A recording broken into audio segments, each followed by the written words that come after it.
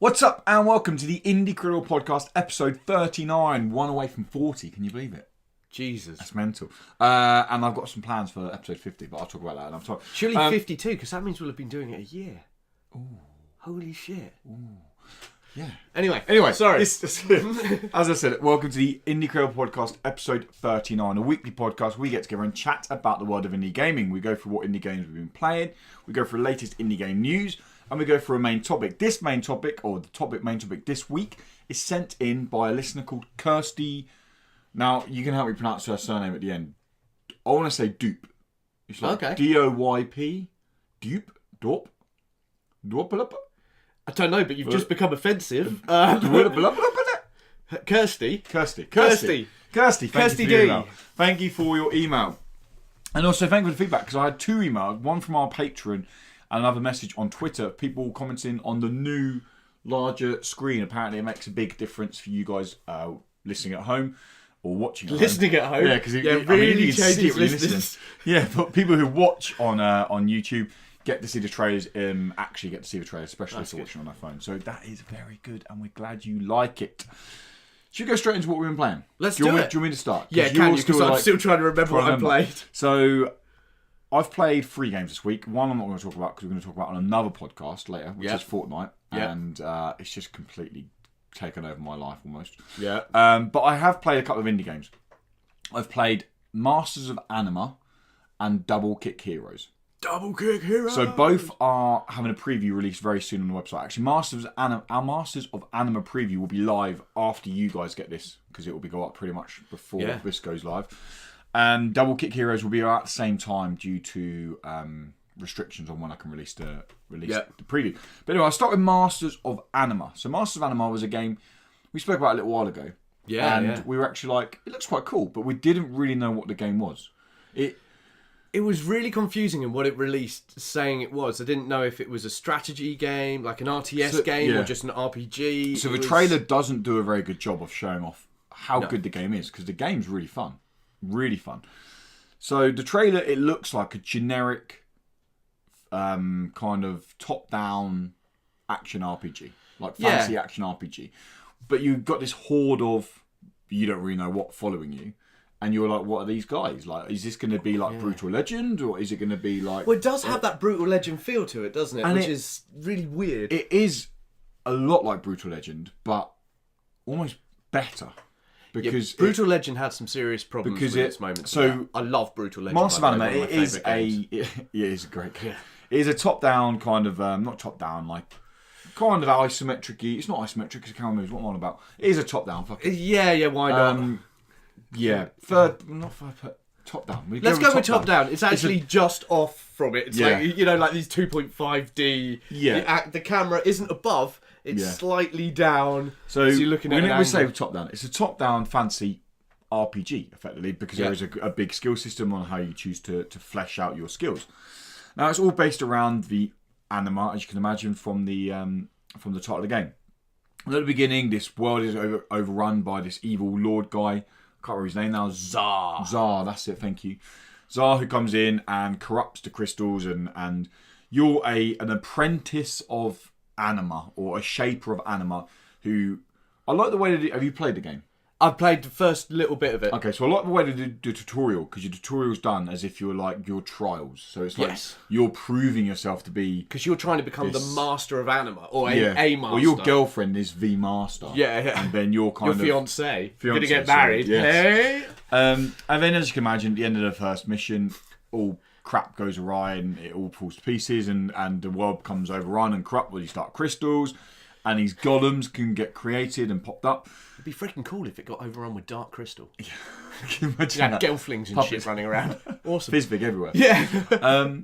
And then what you can do is you can harness Anima, these little orbs, and then you can create sentinels and I can't remember, guardians. Yeah. Guardians like your stronger melee kind of troops. Sentinels are ranged troops. And then you do get other troops later on. Commanders, and you get some sort of priest thing. Yeah, so ones that offer healing, ones that offer melee attacks, ones that offer range attacks. But it goes really quite in depth with the way these work. So you have a battle cry mechanic as are you Otto? Yes, you're Otto. Yeah, Otto. So this battle cry mechanic where you can effectively stand near your minions, hold down X, I think it is, and it kind of does a circle area, and then it will give them like a boost. You can then choose to attack, or you can choose to kind of keep building more minions. But then if you run out of Anima, you're screwed. The only way you get Anima is by defeating enemies. And then you can kind of... The map into the controller works really well. The way you recall the enemies, when you can send them over here, and you can send them over there. And there's hidden like mechanics where if you put your sentinels, the ranged ones, in a bush, then they get a damage boost from being in cover. It's like doing stealth attacks in D&D. You get this whole sort of... So it's really... I mean, so I've finished the preview build, which was the first 4 missions, I think. 4 or 5 missions. It was half the game anyway.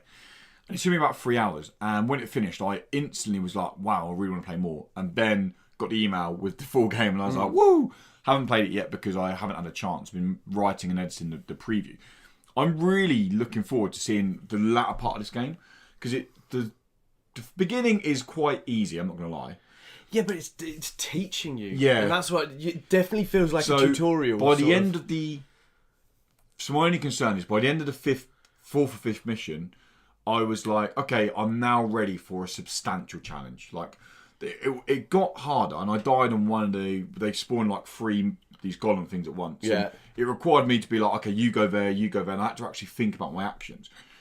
But I want more of that brutality of like, okay, shit, I really need to sit down and think about where they're coming there. Because that's all that's missing from the strategy side of it now. From an action side, I love it. The RPG is perfect for the game in terms of it's not overcomplicated. We're not talking Witcher 3 where you've got all these mutagens to go through, and this does this, and this stacks with this, and this stacks with this. You can choose to basically level up Otto. You can level up the Guardians, or you can level up the Sentinels, or you can level up your other ones to do different attacks. So if you favour the Sentinels, then you can go, I'm going to level them up. But the game almost forces you later on in the levels not to focus on one set of minions. Well, what's quite nice about it is you can actually reset your whole skill tree after completing certain sections. After so each you mission, can go, you can just wipe it all. actually, that didn't work. Yep. Let's move these skill points to here, which is really nice, because the amount of times I've played games like this and gone, oh, fuck, I've spent it all in this. Yeah. And that's useless. Yeah. Well, this game's giving you that, well, no, here you go. Now replan, rethink, what's your strategy going to be? No, I'm really enjoying my time with it. I'll tell you what, it's going to be quite... Because, of course, us two talking about this is really weird, because Lewis got sent a code for it to do it. And I actually recently got sent a code yesterday by the guys asking me to do a review. So we're actually going to have 2 reviews. Yeah. So I'm really interested in seeing what Lewis has got up there. On it. And then see where the 2 of us end up. So because you'll be up on the Dice Bear. Yeah, mine will be up on the Dice Bear, obviously, because Lewis has got his... You're doing the one for Indie-Crdible. Indie-Crdible, yeah. Because originally it was going to be PC. Otherwise I would have, because I know you're interested. So they were like, so I'd done the preview on PC, but anyway. So you'll be able to check out both reviews, see what both of us think about it, and see where we go. But yeah, hit the one in the middle. It'll be fine if we landed literally. Well, I don't score because I don't believe in it. We're going to have the same score because we don't. He doesn't. I don't score. So, read my reviews, you lazy buggers. But no, that's Masters of Anima. Do you want to add anything else to it? Because you've just I've only just jumped on. So what I've seen of it so far, I agree. I really like it. I think it is going to get harder. I think it has got that whole bit where it is going to be a strategy game. Yeah. I would like a. So the first 4 missions I played, so you have you go through these little areas, don't you? The kind of single track things where you're kind of collecting stuff, you're doing puzzles. The puzzles work really well around the use of the minions. But I'd like to see, so the bosses at the moment are like, here's 1 golem, here's 2 golems, here's 3 golems, here's this new kind of golem. I want a standalone, there's this one guy, he's got 3 mechanics. This time round you need Guardians, this time round you need Sentinels, and I'd like that constantly, okay, kill all this lot, then move to this one. So those really clever boss battles where you've got to... That's what I would like now to see. But we'll see. We'll see. And I've played Double Kick Heroes. Yeah, see, this is a game I really want to play as well, but obviously it's on PC. So it's coming to Xbox. I don't know if it's coming anywhere else yet, but it's coming to Xbox. So I've played it for about 3 hours now, because I played it this morning because I found that. So I enjoy the game. I'll give some context where it is. I have a trade playing out there so you can kind of see. And it sounds bonkers with what the game is. It is a metal, hard rock / metal rhythm game. Yeah. Meets arcade side-scrolling shooter. Well, now the main levels play out with the band's in this Cadillac car in this post-apocalyptic world. The main levels, you don't actually move the car, you just focus on the rhythm. And it starts off pretty damn simple, where you have a high gun and a low gun, and that's your double tap of your pedal. I'm playing on an Xbox controller, so I refer to it on that. A is like your low gun, and B is your high gun. So you have to alternate between what you're doing to make sure you're hitting the zombies the whole way down the screen. Yeah. So it's quite easy to kind of go, just alternate every other one.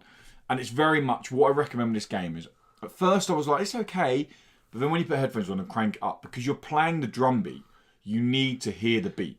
Like, if you're playing it quietly, you can't hear what your rhythm is. You should never listen to metal quietly. So, but what I will say is, it's so well done that almost you can end up looking up from the bottom, because you get into the rhythm and the drum beat. You know that it's going to be like dun dun dun dun dun dun dun dun dun dun. So you're like, okay, I know this rhythm now. I can keep going with it, and you got these breaks.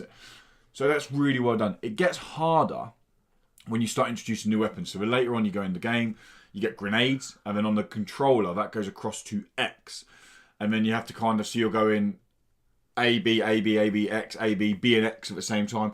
So my issue at first was on a controller, it was that's not nice. Quite hard. Yeah, I was like, how do I? And I could do it, but I ended up, I just didn't use the D-pad. I just had both fingers over the and that worked quite well. And then I found out, so it supports Guitar Hero guitar, Guitar Hero drums, and arcade fighting sticks. Oh, so you just got your fighting stick So I went downstairs and got my arcade fighting stick. And I tell you what, it is not only so much more fun to play, because it is like an arcade game. Yeah. Two, it's so much easier. Oh, well, I bet it is, because you've just got your buttons because double tapping on a controller is hard. I'm just double tapping like this, and I'm bopping away like this, and I'm going up. Because the boss fights, you have to move the car up and down, because the boss can rush you. So you have to go up, you've got to dodge it as well. Get down, which makes the game so fucking hard, because you have to look at the rhythm, look up at the boss, look where everyone else is while playing the rhythm. Yeah. So you're doing so many things at once. But it's got that kind of learning curve that the more you do it, the kind of you naturally get into it more, and you have to kind of keep playing songs to learn the songs. So the difficulties go from rock is easy. Yeah. It's rock, heavy rock. Yeah. Metal. Yeah. Hardcore. Right. And then extreme is... Extreme! So I'm playing on metal, like medium. Yeah. And I've just got to... I'm only playing... The arcade... So there's an arcade, and there's a story mode. There's Hellgate. I have no idea what Hellgate is, because I can't access it yet. I'm playing the early access... So it's coming to early access basically on the 11th of April. I'm playing what's going on the 11th of April just early as part. Yeah. So Hellgate, I'm sure, will be available. It's not available yet. And there's a level editor. You can make your own levels. I've only gone into it quickly. Yeah. And basically, you can map out the rhythm. Now, can you put your own music in the background? I don't. I've literally gone on for it 10 minutes, and I was like, I don't know what's going on here. I was in a rush, and I was like, I'll look at this in more in depth. I don't think you can put any music in the background for licensing issues. Well, I was just thinking, I've got so many friends who are in bands and that lot, like Luke, who's in Wizard Fight. It'd be awesome to put a Wizard Fight song in the background, just like, and make your own. Yeah, I don't know how. I need to look how that works. I don't know if it's a case of you pick the a track on the game, and then you pick a boss, and then you pick enemies. Because the enemies coming at you, you have chickens, you have robots, you have zombies, you have fucking everything coming at you.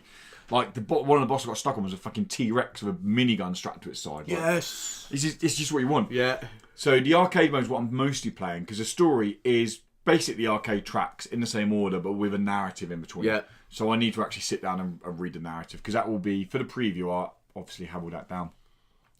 I've just passed the second set of songs. There's 3 sets of songs at the moment, 5 in each set. So there's like easy, medium, and hard. I've just started the hard. Fucking hell, they get hard. Because Y's just come into play. So you've got 4 buttons at once now, which makes me, I really want to get hold of a Guitar Hero drum set. Yeah, well, you told me you could plug in the drum set, and I was like, oh my god, I want to do this. I've got perfect space here that I could just put headphones on and just be like, let's just go. Because it is, it'd be so good. I'm just like, yeah, I'd love that. I would absolutely love that. But yeah, I'm really enjoying it. Like I said, it's coming early access on the 11th of April. It is coming to Xbox Game Preview, but there's no announcement on that yet.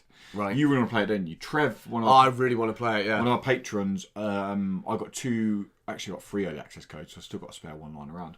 But I threw one over to Trev. So support us on Patreon, you do get free games. Hey. We throw you games over there all the time. Just $1, and we can throw you games when we get them. So I want to hear what Trev's thinking to it, but I know you're excited for it, and we're going to play it at EGX Res. Yes, yeah, because they're at Res. Do you reckon it's they're a going really to have... difficult one, because... Do you reckon they're going to have a drum set at Res?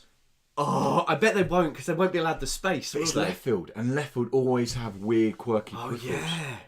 Oh, God, I Even hope they do. a Guitar Hero. Because I think a guitar would be good. yeah, but you're the drummer in the band, yeah. man. I want to be on the kit. I want to be there. There's no throwing up the horn, just can rock it out. I would like to see some kind of multiplayer. And obviously, I know it's double kick heroes and you're playing as the fucking drummer, but I'd like to see some option where one could play as the guitarist, one could like. Oh yeah, so you could bring the whole band together. So something like that. I don't know. That'd be brilliant. But it's only going to early access. I'm sure there's a lot more in plan.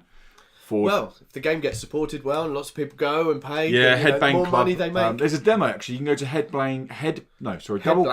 It's doublekickheroes.rocks. Yes, and then you can get the demo from there. There's a free demo you can try out right now. But I will say the early access is drastically improved. The demo is okay, but the early access is hugely improved. And that's what I've been playing, indie game wise. So keep an eye out for those previews, and yeah, I'm looking forward to both those games getting more release.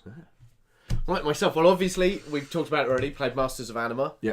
But spoken about that, and I played Fortnite, and I played Wonder Boy, the Dragon's Trap. Oh yeah, so on the Switch. I've played half an hour in a game. Yeah. And I didn't put it down because it's bad, but I was like, this is not for me.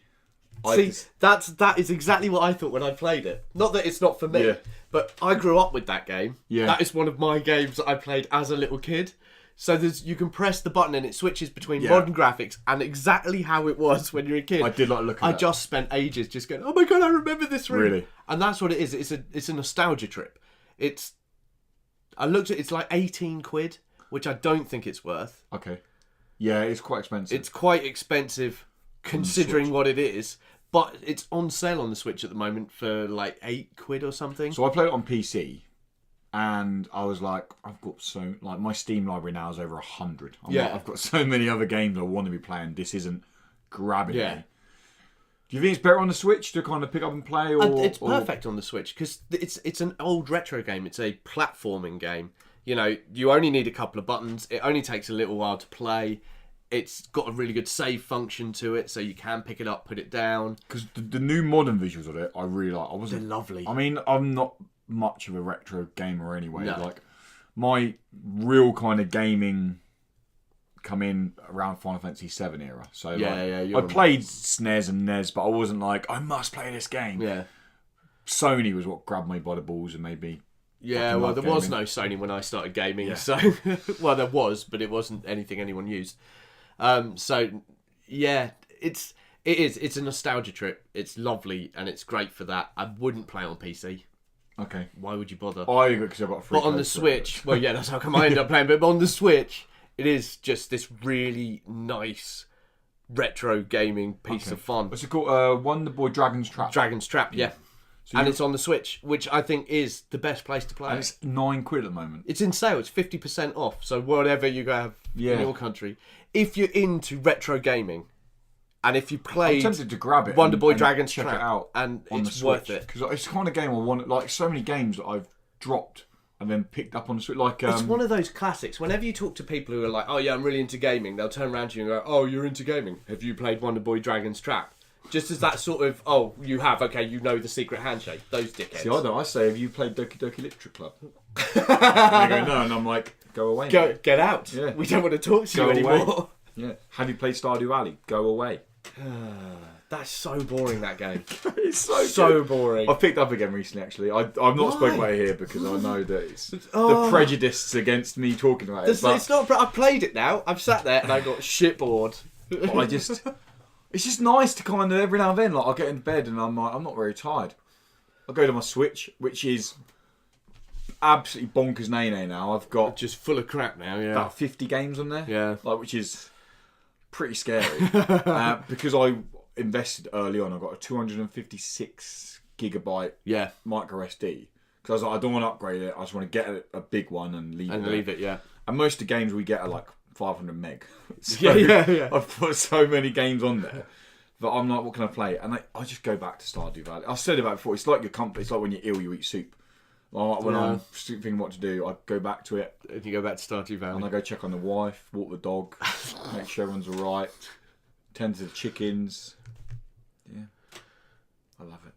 Anyway, Wonder Boy, The Dragon's Trap. If you're into retro gaming, I recommend picking up, and especially if you've got a Switch. You're going to love the Concerned Ape, the guys who made Stardew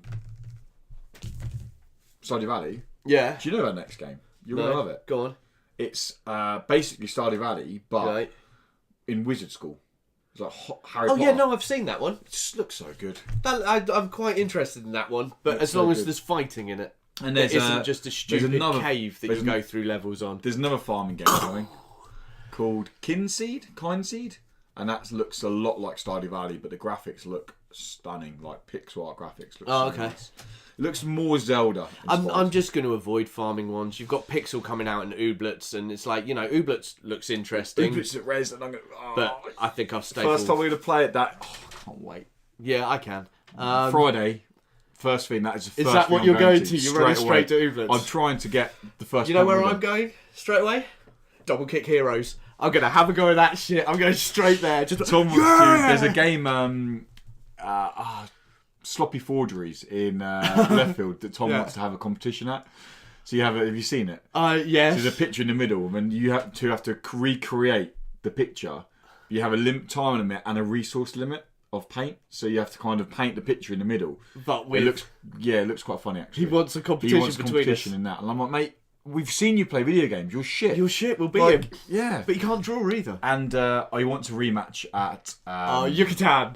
We've got no, Yucatan's not there. Oh, is it not? Balls. Racing Apex. Or Apex Racing. What is it? I can't remember. It's one of those. Racing Apex or Apex Racing. He wants rematch. Why? Because he fucking thrashed me. And he beat you. Yeah, I'm playing Fantasy Strike. It's a new fighting game. Yes. We're playing that because... And there's another one I'll lose at. Well, because he wants a rematch because he thinks he can beat me. Because I beat you at Dragon Ball, and he beat you on one round of Dragon Ball, and then play me again. Right, Lewis's words while we played it, he was like, "I'll get this now," and then just pommeled Tom, and it was like, "Yeah, that's not nice." No, but is that right? That's it. That's what we've been playing. That's what we've been playing. So good God, 20 minutes in. Took us 20 minutes. Do you know what time it is for now? Time it is for now. Yeah. Okay. News. Yeah. That's all news programs start like that. I do. So news this week. We've got a few bits of news this week. First one I think is awesome. And it came out of nowhere, and it's coming very soon. And that's Hellblade: Senua's Sacrifice is coming to Xbox One on the 11th of April with Xbox One X enhanced support, which I didn't think the game could look much pretty. What I will say is... Well, it will look better on the 4K TV. The HDR will look very good on that. Yeah. Because there's lots of time the sky is very moody and moody lighting, and HDR is all about the lighting. Yeah. So that'll look very nice. But yeah, Senua's Sacrifice is coming to Xbox One on the 11th of April. It's pretty good. I like it. That's good. I think the more people who get to play it, the more places you can play it. Yeah. Well, we announced, didn't we, a little while ago, it sold 500,000 copies. No, 1 million copies. It hit 1 million copies. Yeah. So now it's going to a whole new demographic of people. It should be getting more pick up. You recommend it? Oh God, yeah. You gave it a 9. I think it's the highest rated game I've ever. You gave it 9.6. Yeah, no, definitely. It's incredible, and it's not an education journey. I just find it so hard to explain to people. And I I'd go with educational. It's an educational experience when you've got to try and explain what depression is and what psychosis is. It's you hear voices in your head. Yeah, but explain it like that. Hang on, I hear voices in my head all the time. So I'm not mental. So I went to this family thing. When was it? It was like for my granddad's birthday a little while back, end of February. And my both my brother-in-laws play both PS4 and Xbox. They're your classic casual gamers. Yeah, FIFA. Where they will FIFA and Call of Duty. Yeah. And Jay will pick up the odd. So he picked up Kingdom Come Deliverance because he liked Skyrim. So he's like, this looks really cool. He picked that up and he's enjoying his time with it. But he'll probably buy 2 or 3 other titles outside FIFA and COD each year. And he was like, I saw this game. It looks really cool, actually. It's called Hellblade. So I was trying to explain it to him. And then he was like, it sounds fucking boring and depressing. But I was like, I don't know how to explain it otherwise. Like, he's like, is there combat? I'm like, yeah, the boss fights are incredible. Like, I was like, the actual combat in between, I'm not a massive fan of, but the boss fights are some of the best boss fights ever. I still stand by the fact that I think Fenrir boss fight might be one of my favourites I've ever done. And but yeah, it's dark, it's emotional, it takes you on a kind of journey through psychosis and mental health. And it's like, yeah, I'm not really a fan of that. So I'm like, we don't play them. But like, it's one of those things that, as you said, it's when you realise that art, games, and kind of education can be done seamlessly and look incredible. Yeah, doing it and feel incredible. It's one of those. Well, as I said in the review, which is on the site, is that it's the first time I really feel that the storytelling that you get in books and the cinematic world you get from movies has really come together in an experience better than both. Because you interact with it, you are there with it. It's 80s and 90s FMV game wanted to achieve. Yes, yeah. It's finally Night Trap. They finally got Night Trap right, and we also got the news that Slime San, which is a 2D Metroidvania platformer on the Switch. Really, I've not played it. You've not played it, have you? No. But it's really highly regarded. A lot of people speak of it really highly. The Super Slime Edition is coming to Xbox One and PS4. They haven't given a final release date. They just said very soon. Okay. So they're just waiting for Xbox to get back then. It's probably what that means. Yeah, or PlayStation. Where's it coming? It's PlayStation. And PS4, I think, are a little bit more of a pain in the arse to get their authorization through. I don't know. That stupid Black Tiger got through, didn't it? But yeah, so if you're in the market for that, I've heard really good things about it. You play as this ball of slime in this massive worm thing, and there's like a little village you have to go to and meet these quirky characters, and it's quite challenging. I'm tempted to jump on it after playing Celeste. My hunger for 2D platformers has gone through the roof. My only concern is I've gone from one of the best feeling 2D platformers I think I've ever played, and now I play others and I'm like, it's not quite Celeste. See, my problem is I'm fed up with Metroidvanias. Yeah. I mean, like, completely fed up with Metroidvanias. Each time I go through a list of games, I'm like, oh, it's a Metroidvania. I'm like, and move it's on. It's like Souls-like Metroidvania and roguelikes. Yeah. Fucking hell. How many times are you going to hear that? Don't want to hear it. There's a really nice shooter coming up at Rest, and it was like, oh, I really like the look of this. And then as I was written down, it went, roguelike. And I went, and next. I was like, fuck off. Yeah, okay. Yeah, so that Slime San Super Slime Edition is coming to PS4 and Xbox One very soon. The next bit of news, again, come out of nowhere, but I think this is awesome. Do you remember Origami? The stealth-based, Tenchu-like indie game release. It was very Tenchu. Yeah, last year. Where you play in the shadows. Yeah, beautiful artwork. Yeah, style, really nice. Released early last year. It sold pretty well. It sold 400,000 copies. Nice. Which is a nice amount. Out of nowhere, they announced this week that it's getting a substantial 4-chapter content release as a prequel. Nice. No set release date is coming in the next few months, and it's coming to PC and PS4. It's not available on Xbox, apparently, Origami. I didn't know that, but okay. Yes, it's on PC or PS4, and it's a big old bolster of new content. It's going to work as a prequel. It's called Origami Nightfall, and it will bring 2 new playable characters along with a load of new abilities. I have only just started Origami. I started about 3 weeks ago on Utomic. Yeah. The subservice on PC. And I had to stop playing it because I had so much other stuff going on. And now this has made me go, no, actually, I'm going to go back and play it. But I'm going to buy this. I don't know if this is going to be available as a standalone game. With it being a prequel, probably not. Possibly it's not. DLC sort of. Probably not. But I mean, the game is often on sale. I think it's £16 full price. So I can imagine what they'll do is once this is released, they'll do a complete edition. Yeah. And it'll probably be like £25. Yeah, get the whole thing. All the characters, prequel. I think it's about 6-7 hours of the main game. So with this, you're probably looking at like 10 or so hours, which is not a bad thing. And I've only heard really good things about it. I can't really comment. I've only played like an hour of the game. And I like what I saw of it. It's very Tenchu. It is very. I played it at EGX. Res last year. No, EGX last year. EGX last year. And it was very, very much Tenchu. And while I was playing, it was like my little brother would love this game. Though I forgot to tell him. He can play it now because he's got Utomic key. Yay! There you go. And talking about Utomic, Hey, Link.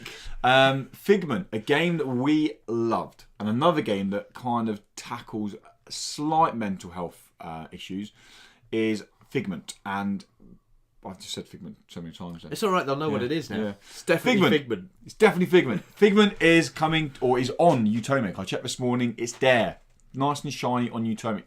If you keep hearing us talk about Utomic and you're like, what the fuck is Utomic? Again, disclosure, we are not sponsored. We don't get financial things by Utomic, but they have provided us keys in the past. Yeah. So take that as you wish. I know people want to hear that. So anyway, Utomic is a subscription service available on PC. It's $5.99 for a single person, or a family pass, I think it's $9.99. And it's got a host of games. Lots of indie games are going across there. Curve Digital just brought across all their games pretty much. Figment is now on there. So Bedtime Digital are doing their games. Figment's on there, like I said. I can't remember that previous game. Back to Bed. That's on there as well. Figment is a game I recommend everyone should go and play. It's a 5-6 hour adventure where you play as this really cool cartoon character called Dusty, who's actually a grumpy little sod. And he is he's a conscience inside this person's mind who's been involved in a traumatic accident. Yeah. So you're playing through their mind while they live in this traumatic accident. And you have your little psychic bird of you, I can't remember their name now. And you going through, and the best thing about Figment is the layering of the narrative. So it has 3 types of puzzles. A puzzle that you have to play, and by solving it, you'll get a big piece of narrative that will give you an understanding of the main outline of the story. Yeah. You then got puzzles that you always come across, but you don't have to finish. But by doing so, you'll be given these little snippets that will give you even more insight into this person's mind that you're playing through. And you have these puzzles that are really fucking hard, and they often base around music and sound design. So you have like a series of notes, and you'll have to link it together to create a musical sequence, and that will give you a big snippet into this person's life. And by doing that, you'll get like a real grounded understanding of the narrative of the game. And I think that's a real ballsy approach. It was a really good game. The sound design is incredible. I haven't played that in ages. No, well, we played a demo, didn't we? Here. Yeah, we played the demo here, and then I played it at EGX again. Yeah. And it's just it looks nice. The sound. I talked to the devs, didn't I? You did, yeah. The sound design is it's some of the best I think I've seen in a game. Like with especially headphones on, you walk towards these kind of trumpet things, and then you start hearing this trumpet music, and when you walk away from it, it'll die out. It was always the boss fights for me. The boss had their own song. Yes. And it was just the jazz spider. Fucking bring it on, love it. And so you can, there's a 14-day free trial for Utomic. If you head to utomic.com, I think you get a 14-day free trial. You can check out Figment for free. If you don't like it, don't worry about it. If you do, then maybe subscribe. It's $5.99 a month. It is only available on PC. It's not on Mac, as far as I know.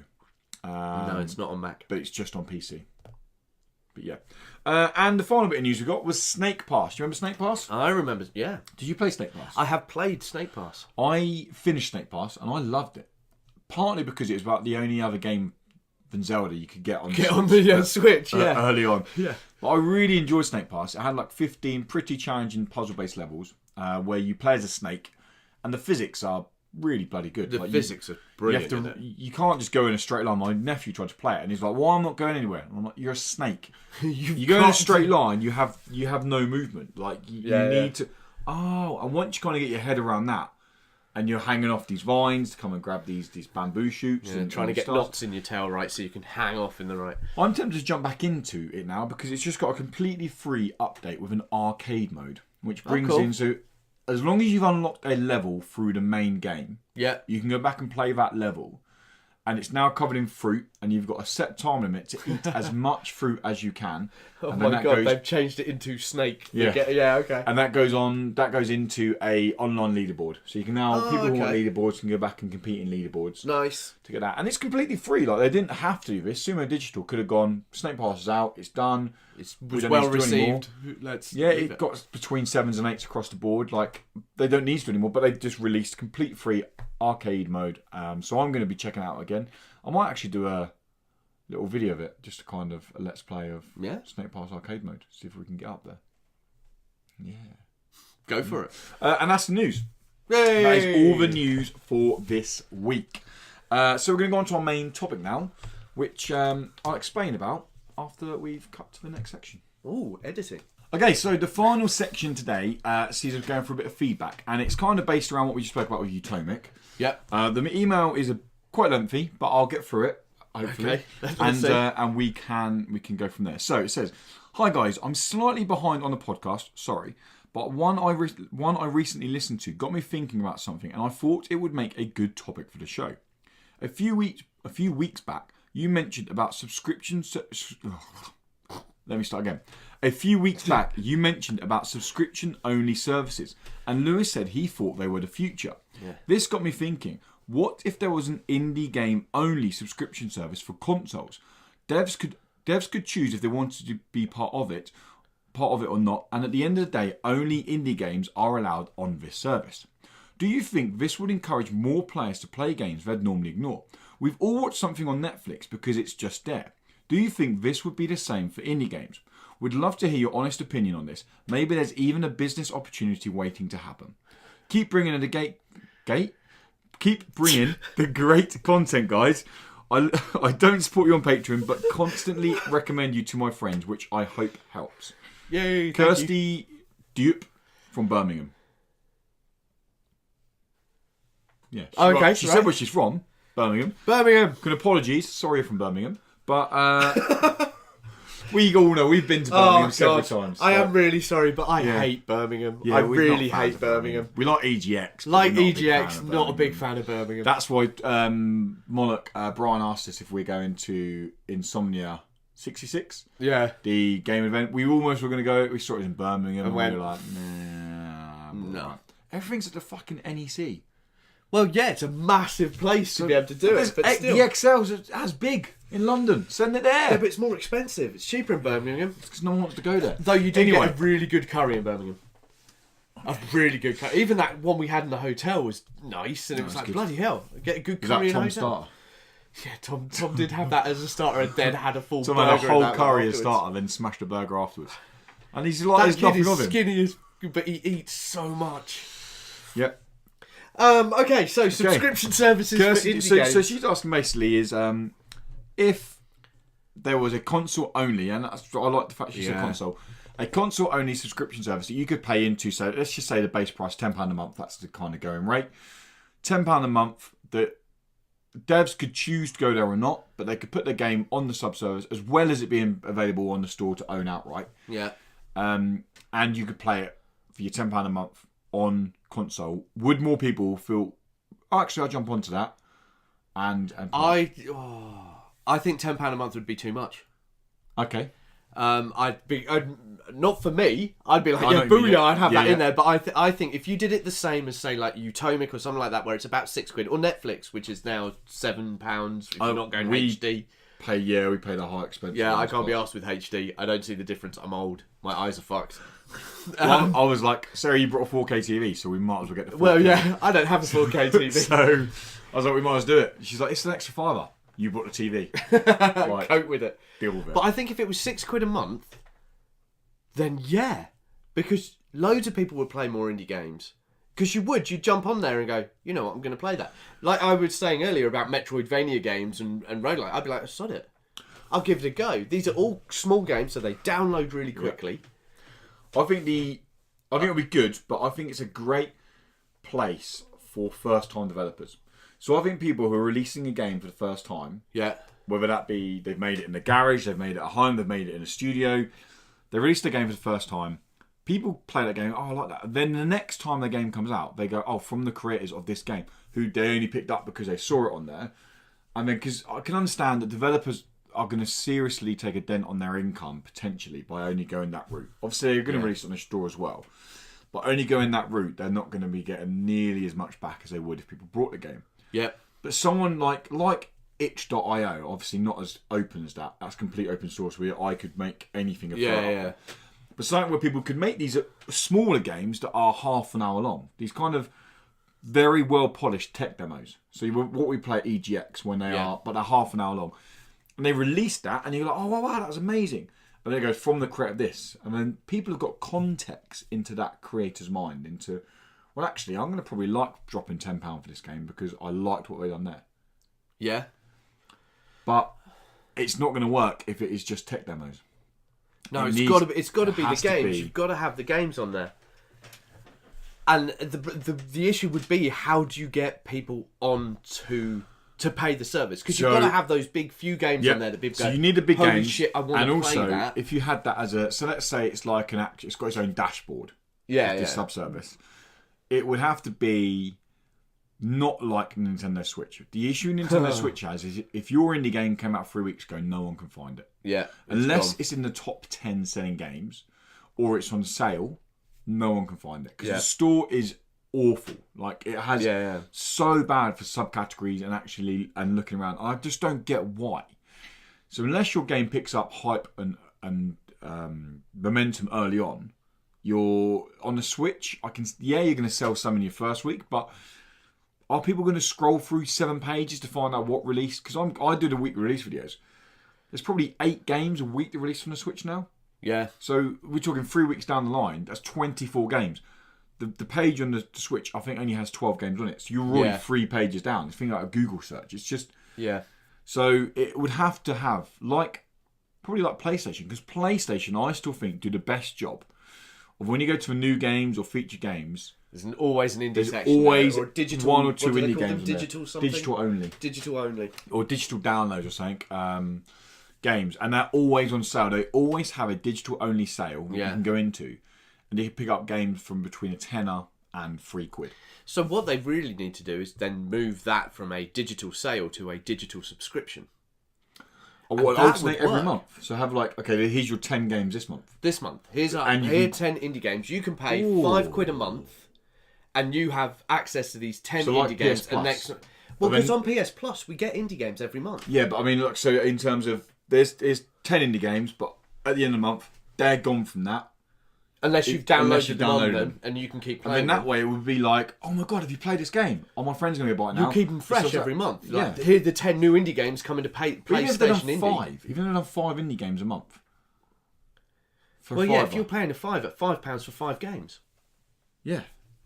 I think that would work as a subscription service. Can we get a business going here? No, because Sony won't let us anywhere near their stuff. And we can't code. No, we can do Can nothing your brother, with computers. Can your brother do it? No. Because I think that would be a very good business plan. On consoles. On consoles, I think it's an idea that would work. But it's it going would need... against PS Plus. Not PS Plus, PS Now. And Game Pass. But PS Now is shit. Does anyone use it unless you want to record from it? I used my 7-day pass up to check out a couple of games a couple of weeks back and was like, nah. Because it's like... There's latency on the input. It's really annoying. Really annoying. It's not massive, but it's noticeable, which I find annoying. And Game Pass, I can talk about, but I'm talking about that on the Not So Indie Show. Talk about my time with Sea of Thieves on that, which I've been playing through Game Pass. So you think it's a good idea? I would really, on console, I would love an indie game service. Okay. I think the only problem with it would be, how do you get people to do that? To buy into it. You'd need some big one titles. big hit a week, a month. Yeah. Like a Rocket League. Here's a Rocket League. Which they've already given away for free, haven't they? Yeah, but then now people are already... So many people... I think more people have bought that game than downloaded it for free. Because that got the word of mouth going. Or Shovel Knight. Here's Shovel Knight. Yeah, if you can bung Shovel Knight on there. Here's Super Meat Boy. Here's Fez.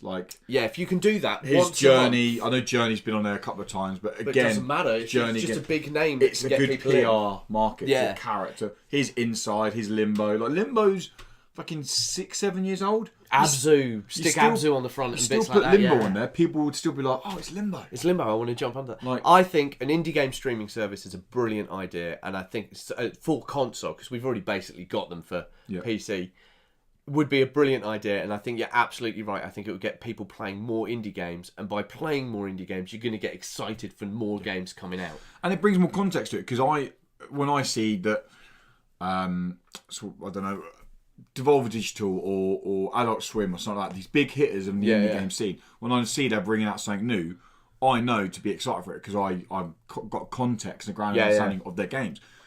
most people won't even see who they are or even know what they are.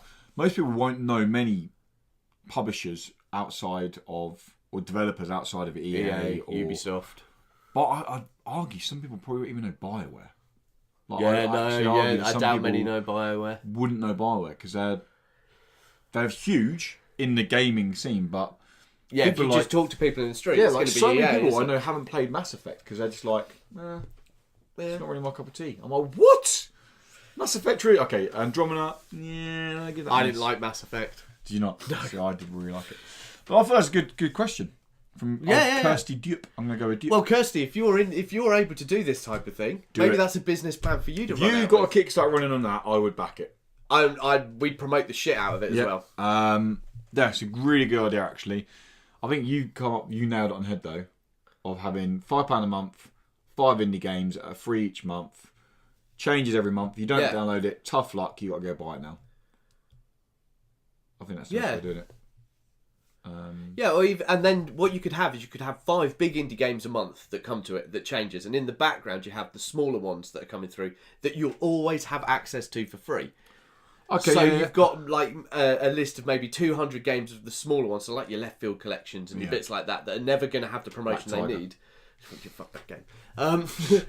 And then every month you get 5 of the bigger titles, so you get your Curve Digital stuff in there. You get you know all of those big Devolver stuff. Yeah. Ninja Theory's Hellblade could jump on there as one of your shit. I'm going to get on that because Jesus, that'd be a good opening game. Wouldn't that be amazing? That will be. And if you're paying £5 a month for that, before the end of this year, and I already own the fucking game. Before the end of this year, that will be free on PS Plus.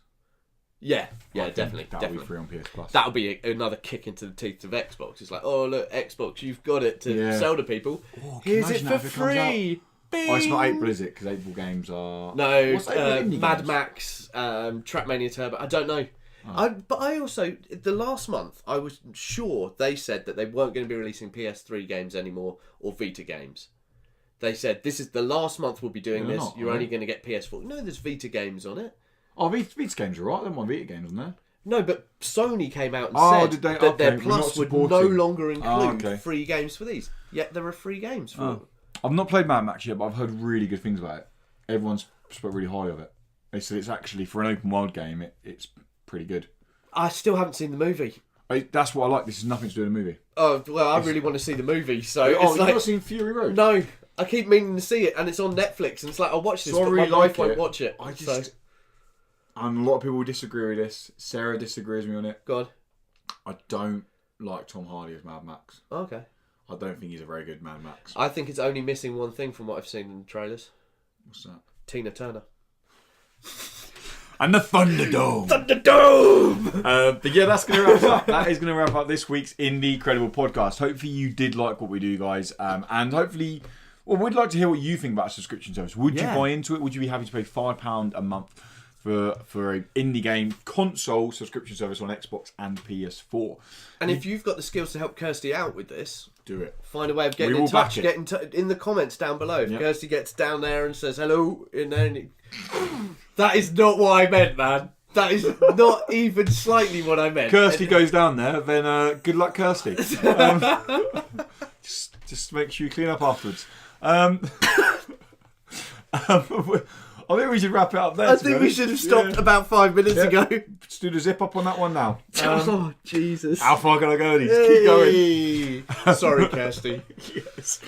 But no, that is going to wrap us up, guys. And if you do like what we do, then why not give these videos a like? It helps us out. Or even better, you can review us on your favourite podcast services, on SoundCloud, on iTunes. It really helps us boost us up in the rankings.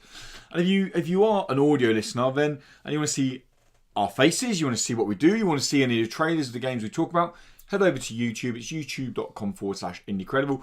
Just drop us a subscribe if you've not done so already. And you can go back and you can pick your favourite parts to watch again of the episode. And if you really, really like what you do, then you can support us on Patreon. $1 a month will get you exclusive pre- and post-show content. It's about 20 quid a week.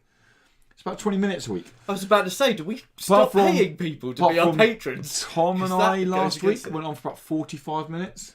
Oh yeah, some of them. It's supposed to be a short pre and post show, but we don't stop. And it's talking. not. We're going to say now, it's not indie game stuff. It's just kind of our general lives, what we've been up to in the week, what we've been doing, all things about. There's a dog on them a couple of times when they're jumping up on the tables.